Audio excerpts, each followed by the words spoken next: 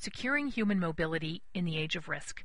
Today's event is moderated by Don Kerwin, MPI's Vice President for Program, and the speakers are author Susan Ginsburg, an MPI Nonresident Fellow, as well as Luis Rubio, President of the Center of Research for Development, based in Mexico City, and Michael German, Policy Counsel for the American Civil Liberties Union in Washington.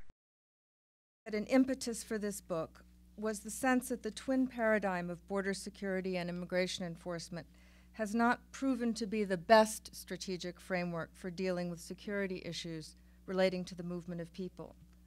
In some ways, it is not effective enough, and in other ways, too heavy-handed and wishfully simple.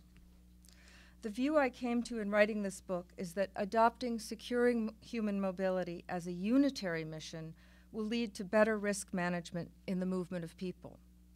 So that's really the major point in my book: immigration enforcement and border security out, and securing human movement in.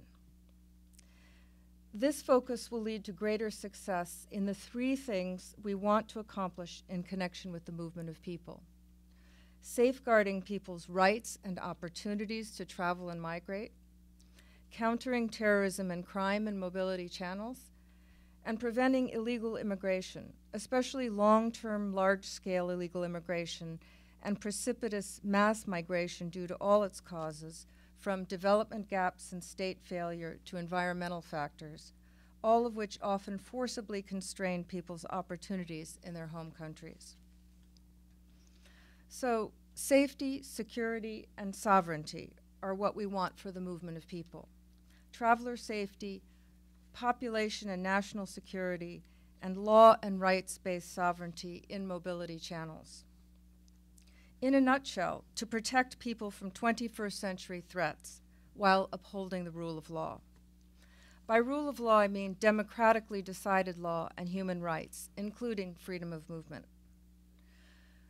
Traditional border security and administering and enforcing immigration laws are still critical.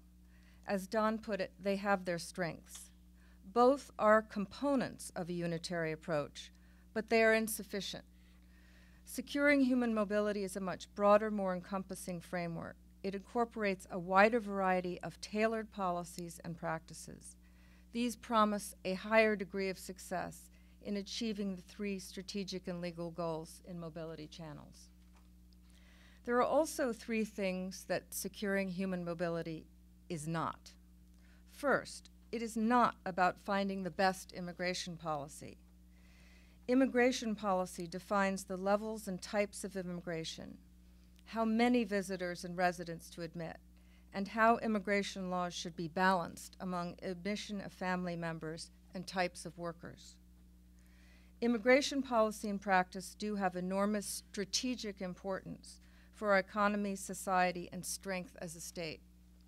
But immigration administration and enforcement are not more of a proper sphere for homeland security than our energy, trade, food, or finance policy, among other functions.